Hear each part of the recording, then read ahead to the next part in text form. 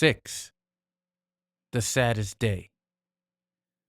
Kathie's first conscious recollection of seeing a UFO, of flying something that neither she nor her friends could identify, was in the late winter of 1977, around the time she met her husband-to-be. As recounted in the first chapter of this book, Kathie told me that she and her friends, Dorothy and Roberta, had once and possibly twice sighted a strange flashing, darting light as they drove around out in the boonies. Dorothy's boyfriend sometimes offered rather lame excuses when he broke dates, so every now and then she drove out to the countryside where he lived to see if his car was actually there in the driveway, or if something was going on that he might be concealing from her. Teenagers do things like this. I did myself when I was that age. It's an activity that lies somewhere between checking out one's paranoia and providing a teenager with something quasi-important to do to pass the time. On my first trip to Indianapolis, I met and interviewed Dorothy. She remembered one night in particular when they stopped the car to look at a dipping, leaping light that eventually seemed to come down to the ground. Kathie did not recall its ever having seemed to land, and in a few other respects, the two women's memories did not quite agree. However, both were sure that on this occasion, their friend Roberta hid on the floor in the back seat, too frightened to look up at the strange light, and both remembered that it was unusually late when they finally went to Dorothy's house to spend the night. But the clue that I should have noticed immediately was the fact that in retrospect, both women felt the experience had not only been odd, but for some reason very, very unsettling. One should always be attentive to any apparent disparity between cause and effect, between a seemingly innocuous sighting and an overly emotional reaction to it. Such disparities often indicate that the sighting was only the consciously remembered portion of a longer, possibly traumatic encounter. It was not until Kathie's second visit to New York in February 1985 that I thought about looking into her experience. Driving around out in the boonies with Dorothy and Roberta.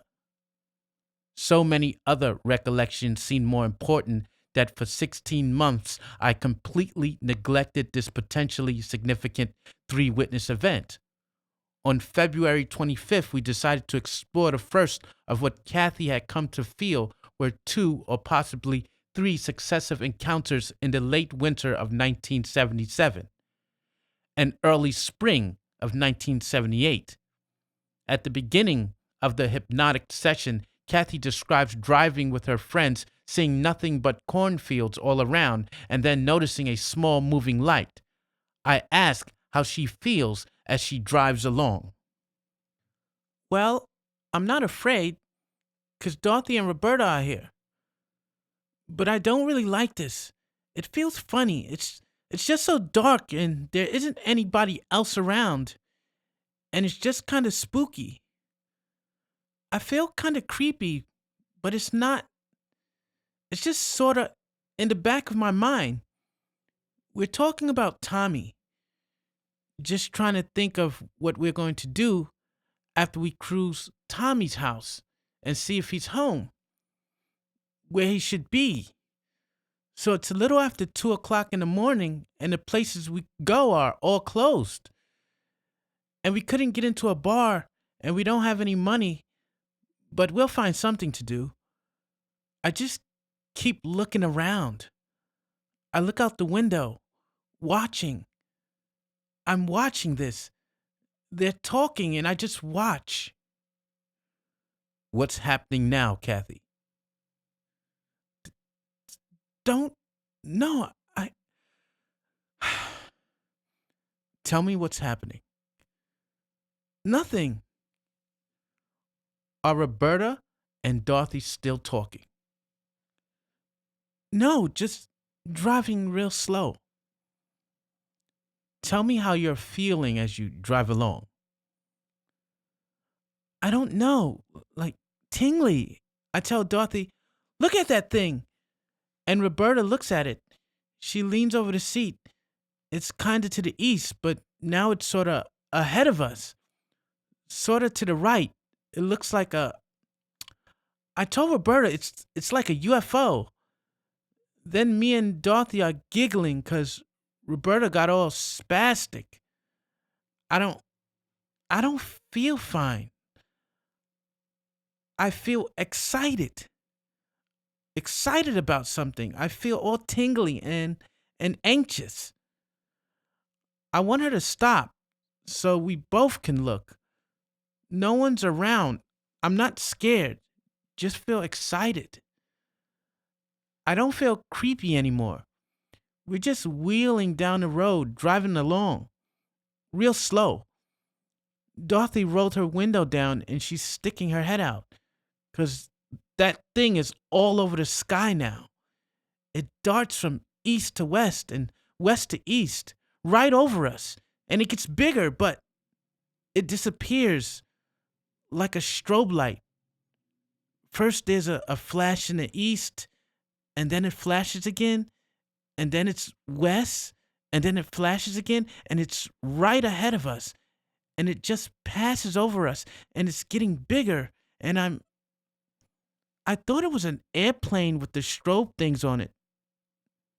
Because it was, so far away. But it's not. I'm not scared.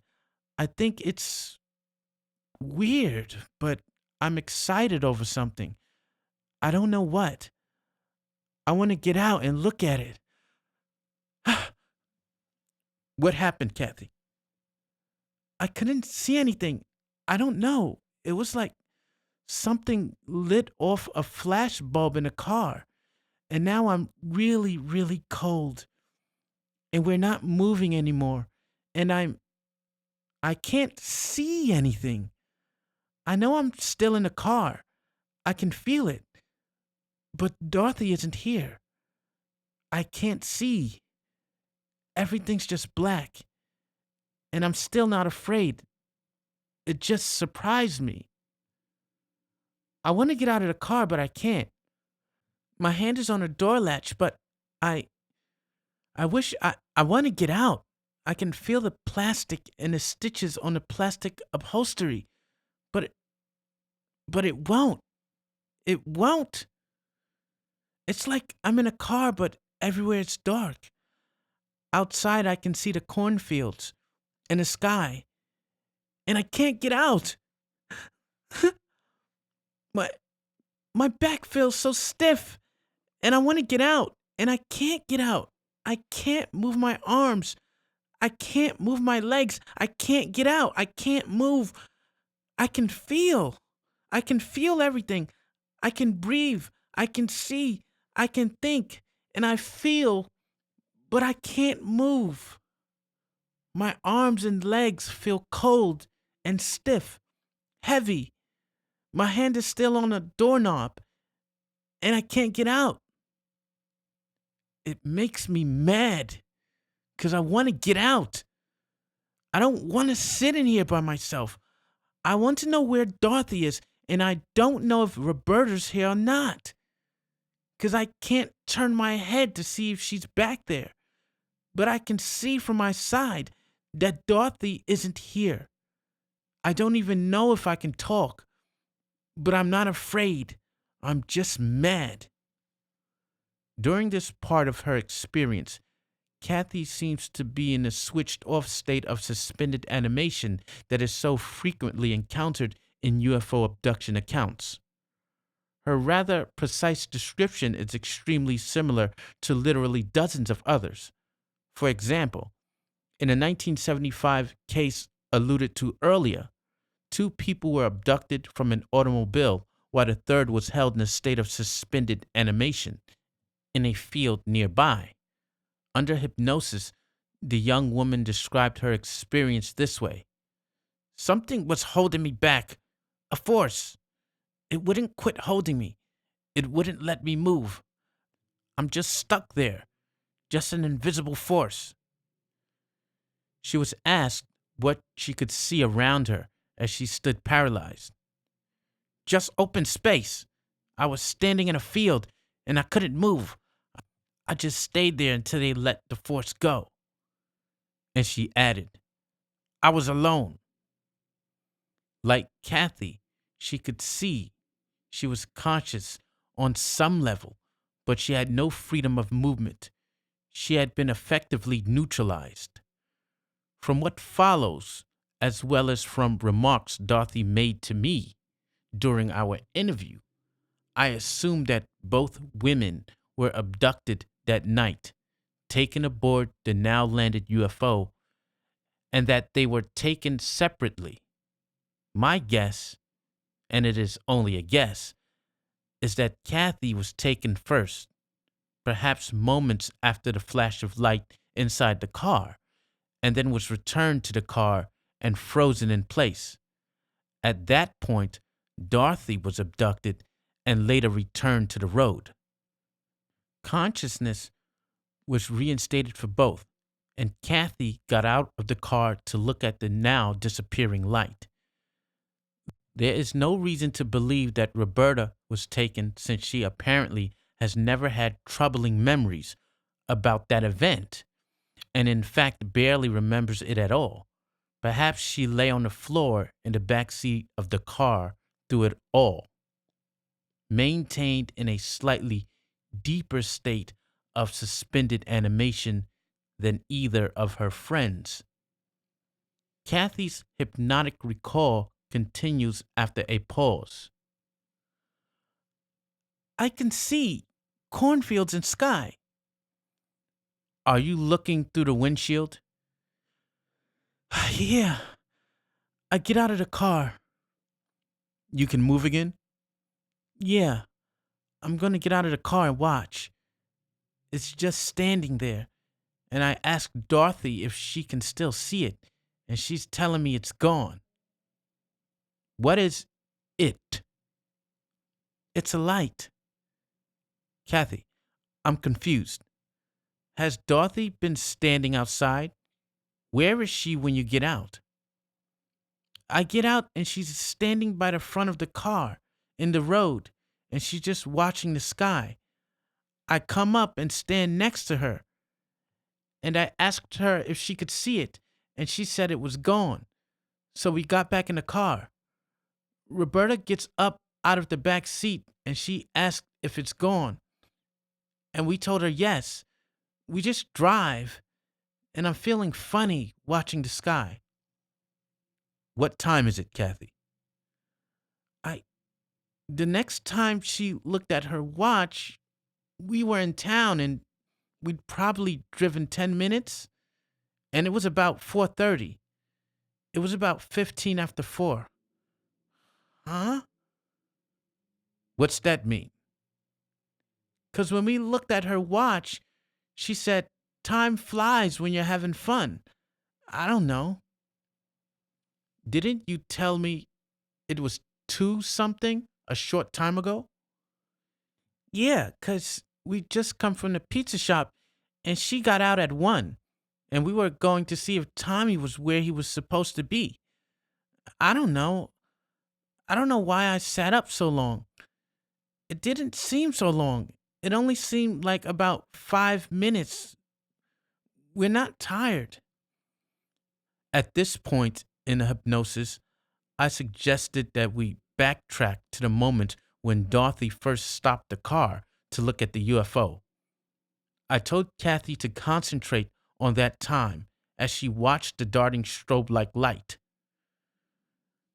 I was doing what you said, and it was darting around, and I don't know, I saw something black. It was funny, right over the top of the car. The sky was dark, but this was darker, and it was big and long, and I can't describe it. I've never seen anything like that before. Is it as big as the car? Yeah, it's bigger. Does it have a particular shape to it? No, it was like a black cloud, kind of rounded, curving, puffs or something. I don't know. I can't describe it. It's just real big and looks like a black cloud that's kind of curved. Do you have the feeling that Dorothy, when she looks up, can see it too? Or is it just you? Are you looking up through the windshield or are you looking out through the window? I'm looking up through the windshield, but I don't have to go very far up. I just grab hold and lean forward because it's kind of coming up towards the car from ahead of us, over the top of us. And it's so fast. It's just all black and it's not light anymore.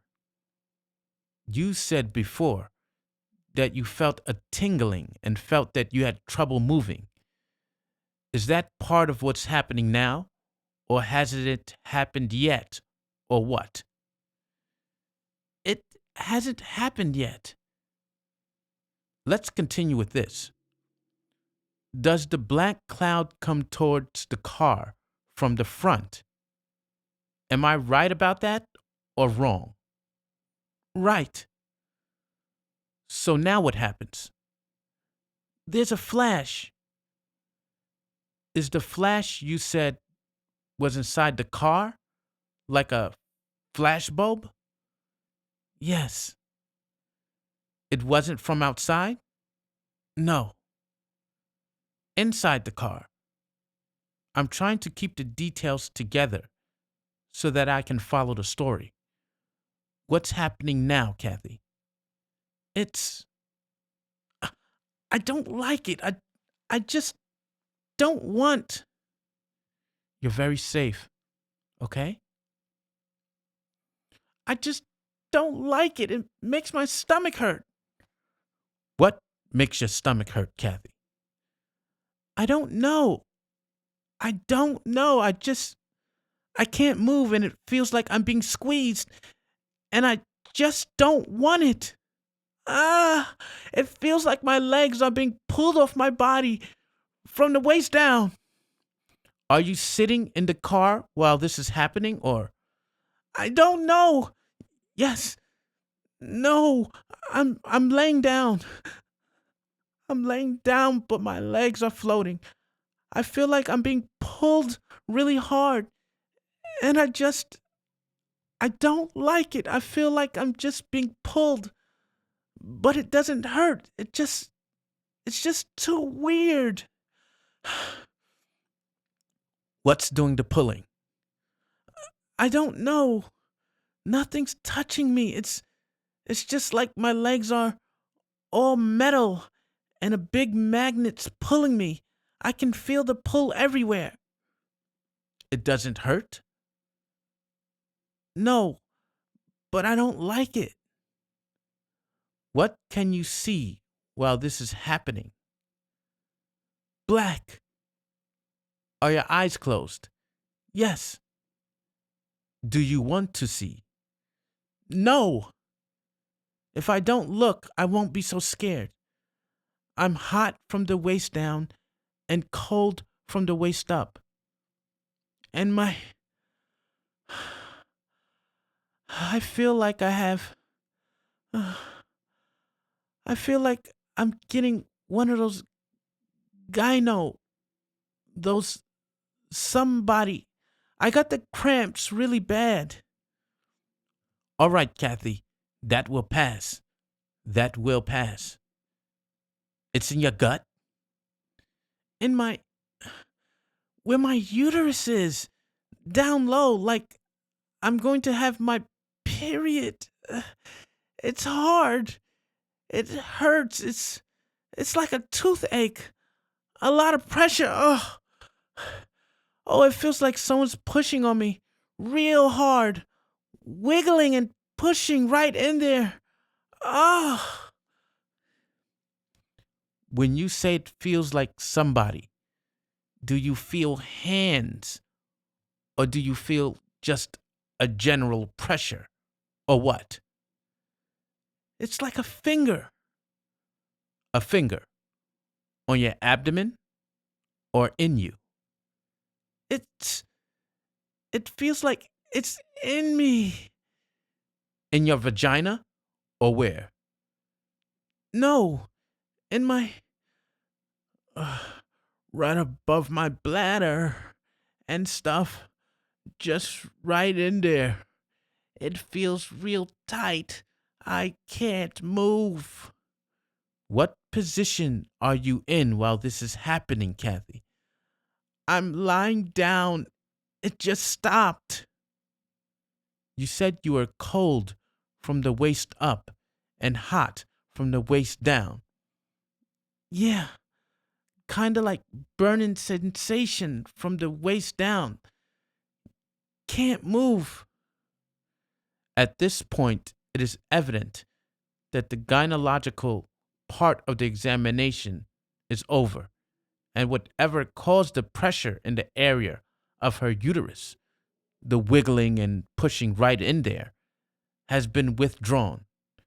The only remaining discomfort in that area is a generalized burning sensation. I asked Kathie what kind of clothing she is wearing during this ordeal, and after a moment she replies that she doesn't know, but she can describe how it feels. Soft, silky, slippery is a better word. I ask, how about her general condition? Now that the pressure has stopped, she sighs and says, I feel real flat. But suddenly, there are new sensations. Now I feel the same thing in my side and on my chest, under my right breast, a little further right, a sucking sound, a vacuum. I can hear like a straw at the bottom of a glass. Do you feel or hear it? I feel pressure on my side, but I hear that. I don't feel any pain. It's very vague. I was very interested in finding out what Kathie could see in this situation, though she was still unwilling to open her eyes and look around. It seemed an ideal time to employ the curtain trick. So I explained what we were going to do. At the count of 3, Kathie pulled the imaginary curtain open and took a peek. I asked what she saw. A room. Tell us some things you see. Is there any furniture in the room? Doors and windows? Lights? You got a good look. No one saw you. I don't know what you call them. I don't know what they are. A railing with stuff on it. I don't know. I don't know. Railings are often connected with balconies and stairs and things like that. Are there any stairs or balconies there? Sort of like a balcony, but I don't know what it is. The railing has handles. I don't know. They look like handles, and a hole in the wall with a thing that sticks out of it and smooths down to where you stand and... Are you alone in this room? Or do you see your friends? Or what? I don't know. I'm sitting on something now. There isn't anybody here but me. It's light, but I don't see any lamps. I think there's a doorway, but it doesn't have a door, and it just kind of curves out into something, like out into something else. It's kind of weird. I'm just getting real tired. I want to lay down. What's happening, Kathie? Something happened? Tell me what it was. You're safe here with your friends. Tell me what's happening. Someone talk to me. There's somebody in here besides me. and I don't want to look. If I don't look, I'll be all right. You're all right now, Kathie. You're safe. No, I'm not safe. Tell us about whoever this was who came in there with you. I think they were there all the time and I just didn't see them. What did they look like? Who are they? I don't know. I don't want to. I don't see him. I heard him. What's happening, Kathie? I'm just lying there with my legs up. They're just up on a step. I'm lying down. But your legs are on a higher level than your body? Yeah. Feels good. They just told me to rest. I'm done. I ask Kathie what she means, and she just repeats the sentence. I'm done. With the implication that some sort of physical operation is over with. Finished. I ask her to describe the people in the room with her, and again, she refuses to open her eyes and look. And so again, we use the curtain device. After she peeks out, I inquire about what she sees. It's just him. It's the same face. As she will explain when the hypnosis is over, it's the same gray-faced small figure she'd seen before. But right now, she wants to wake up and end the session. She sighs deeply, and when I ask what happened, she answers, Nothing. Go ahead. I don't want any more. Her voice is sad and resigned as I begin the countdown to bring her out of the trance state. Usually, when I conduct a hypnotic regression session, I try to have a third person present as an observer. And in this case, a woman named Rosemary, an abductee herself, was there watching the proceedings. After Kathie was out of the trance state, she talked with the two of us about her recollections. She had felt very crampy and was sure that something had penetrated her uterus. Having another woman present, and Rosemary is a good, sympathetic listener, made it easier for Kathie to speak about her experience. There was nothing pleasurable about it whatsoever. Nothing erotic. She had been penetrated by a probe of some sort that she felt had gone deep inside her. The pressure she felt was very real, as were the burning sensations. She had no idea what to make of the experience, except that she had no intention of ever undergoing such an operation again, either in reality or in hypnotic recall. It had been very unpleasant. Reviewing what she remembered, this seems to be the sequence of events. First, there's the flash of light, and she finds herself lying down on some kind of table or platform. Her stomach hurts, and her legs are being pulled away from her body.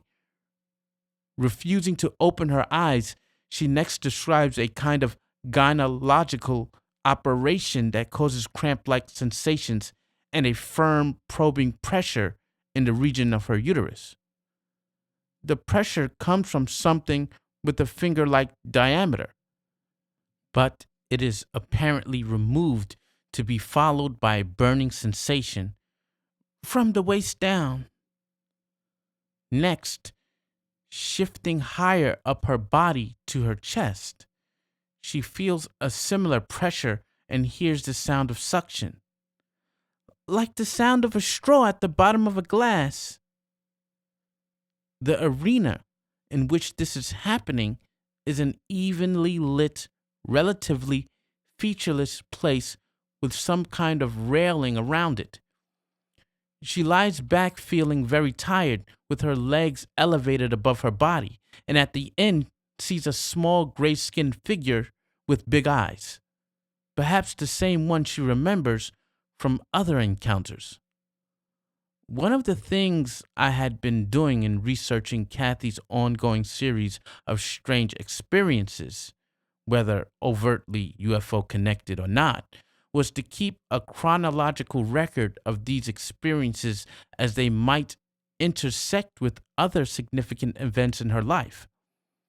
According to both Kathie's and Dorothy's reckoning, this particular UFO encounter occurred in late 1977, around the time that Kathie, at age 18, started to date her husband-to-be. Thus, the date of her first pregnancy and the date of the UFO experience are within the same narrow time frame. As recounted in Chapter 3, Kathie discovered that she was pregnant in early 1978, and as a result, the date of her wedding was moved up from late spring to April. Pregnancy was confirmed by both urinalysis and a blood test. There was no doubt about that fact in either her mind or the mind of her doctor. But then, as the reader will remember, in March, Kathie had a completely normal menstrual period, underwent a second pregnancy test, and discovered that she was no longer pregnant. She was distraught, and her doctor was clearly somewhat mystified. "I don't know what happened," he told her. "I think we'd best just forget about it." Kathie told me one afternoon about that discovery. "I had a normal period, not even as heavy as I sometimes have. I knew I'd lost a baby. My mom said that sometimes you do have a light period or spotting or whatever and can still be pregnant. But I knew I wasn't. Dorothy was going to Planned Parenthood that day to get fitted for a diaphragm, and I went with her. They have free pregnancy tests. When she went in, I went in to have the test, but I knew what it would show. Roberta was with us. I got done before Dorothy came out, and when we got in her car, I got in the back, and I couldn't stop crying. I kept saying, 'They took my baby! They took my baby!' And I cried so hard they didn't know what to do with me. But I knew somebody took my baby." I was aware that Kathie felt she had had at least one other UFO experience during that same time period, but I looked forward to exploring it with a certain amount of dread. She mentioned one day that she had some very strange feelings one time when she was babysitting for her sister Laura. As frequently happens with subjects once they begin a process of hypnotic regression, Kathie's buried memories began coming to the surface consciously, spontaneously, without hypnosis being necessary. Often these memories were only fragmentary, but they nevertheless provided new information and specific areas for more in-depth hypnotic exploration. It was not until October 1985, however, during Kathie's third visit to New York, that we decided to act upon her intuitive feelings and explore the possibility that something had happened to her one night early in 1978 while she was at Laura's house. Hypnosis revealed a crucial, personally tragic event in Kathie's life. As we set the scene, Kathie described feeling nervous and apprehensive. She was pregnant and not at her best to begin with, and the isolated rural location of Johnny's and Laura's house always made her uneasy. "The kids are asleep in bed, and I'm in Laura's room watching TV. I was talking on the phone to Eddie. I kept thinking that I never really saw anything, but I had the feeling that somebody was watching me through the back window. and I was afraid it was a prowler in the house or something. And I got real nervous. And I had to leave the room. I went and laid down on the couch and watched TV some more. I didn't feel it there in the living room, just in the bedroom. After you go into the living room to watch the television, does the feeling go away? Yeah. What do you watch on TV? Bob Newhart show. Then Mary Tyler Moore. Reruns. I ask how her body feels. Tell her she can experience her feelings exactly, etc. At the end of the evening, how does your body feel? How did it feel earlier? Tired and heavy and tender. I feel like someone's touching me. My eyes are shut. I'm still on a couch. It's really nice in a way. Just when I first started to feel it, I jumped, but I never opened my eyes. And after a moment, I wasn't afraid anymore. It's real nice. Where are you being touched? What part of your body? My face. Stroking my face and my shoulder. Real gentle. Like a caress. Just on and on. Feels good. Real tender. And somebody rubs the small of my back real easy. Did they turn you over? Or did you roll over on the couch? Or how does that work? I'm on the couch, on my side, facing the back of the couch, and they came up behind me, and then I jumped at first, but then in a moment, I wasn't afraid. What's happening now, Kathie? Nothing. Being touched still? Uh-huh. Feel kind of funny, but not bad. Peaceful, but tingly all over. Real warm and nice, real tingly, just okay. My legs feel funny.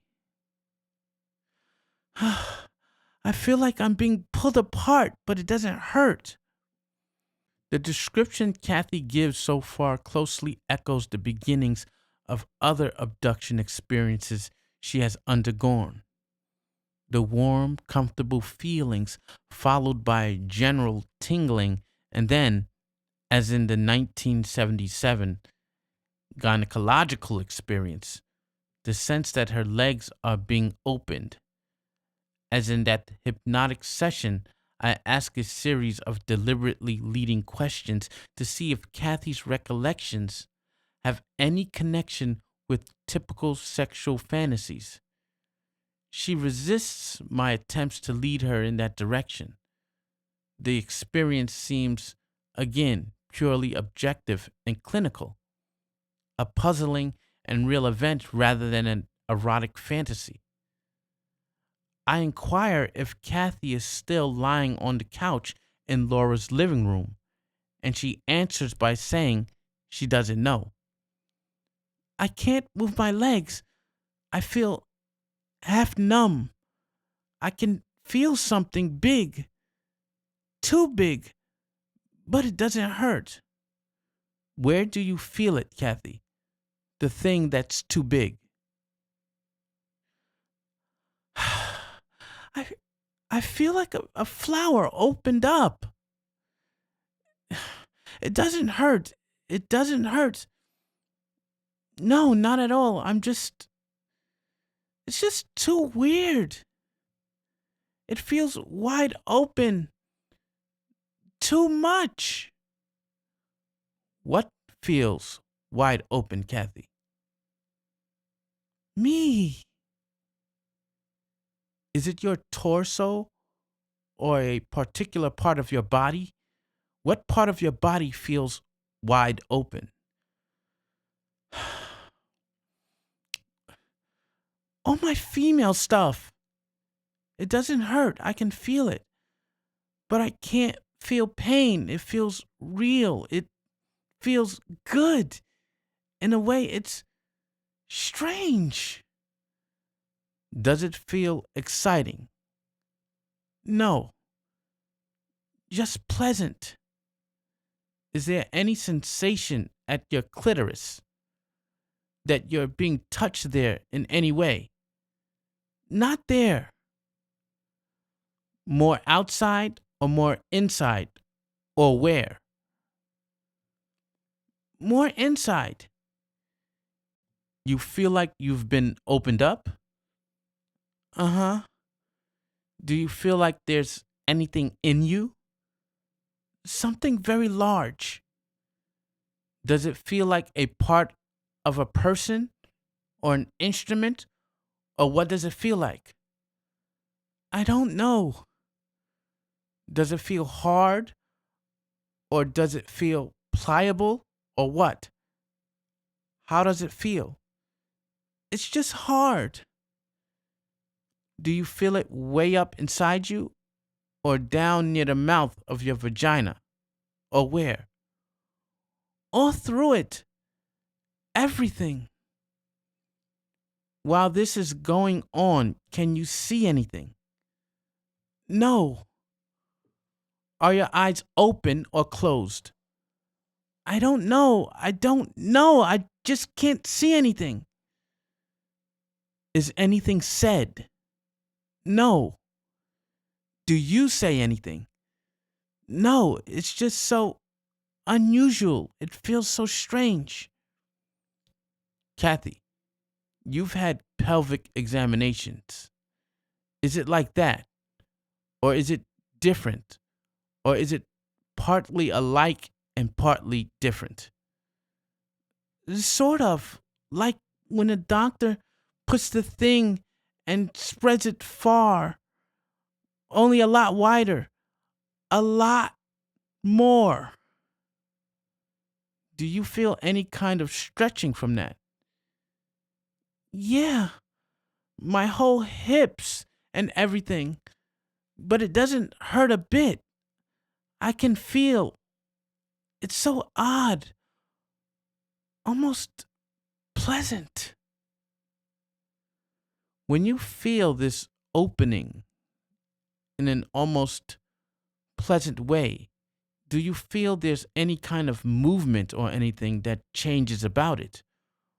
Or does it stay exactly the same for a while? It stays the same for a while. Kathie, would you describe the feelings as sexual feeling? The way you feel when you're touched in a nice way sexually? Or just more neutral?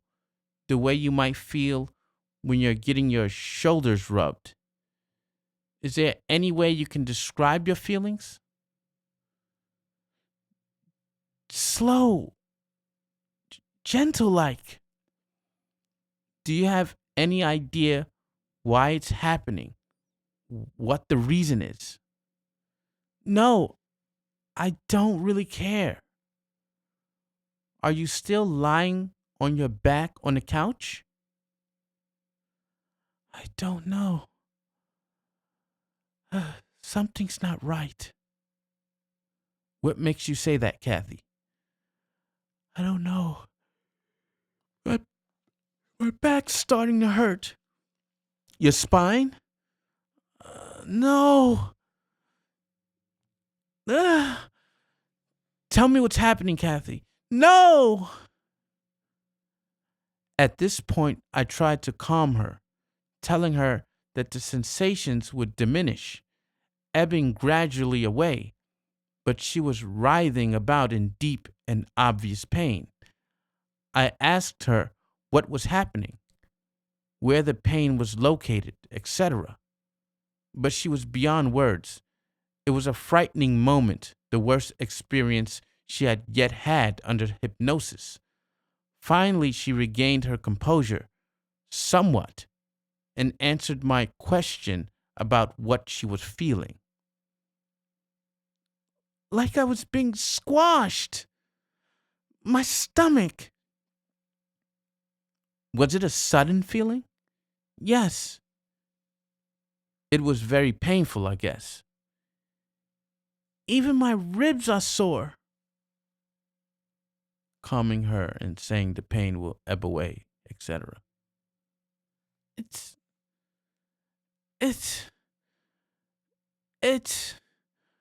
What are you going to say, Kathie?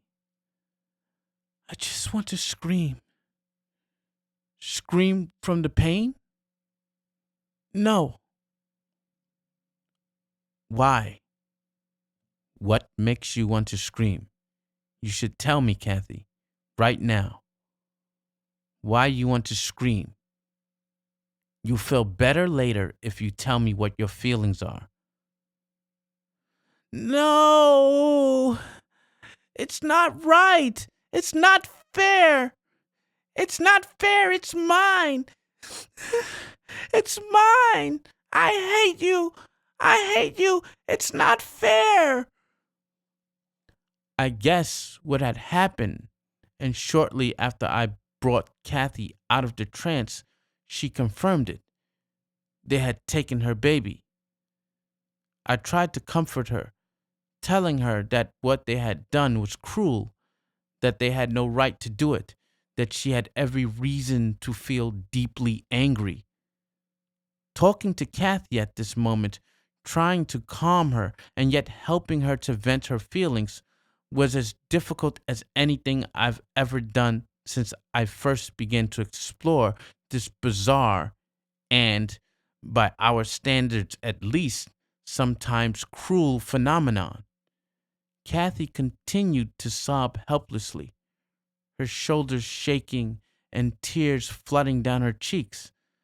I began to speak about her sons Robbie and Tommy, and what lovable children they were. I tried to remind her that she would be going back home very soon, and that it would be especially wonderful to see her boys again. There was little more I could do but let her feelings take their course. When she had calmed down somewhat, I asked if they, those who had done this to her, ever told her why, ever offered her a reason. She answered in a coldly angry voice, "No."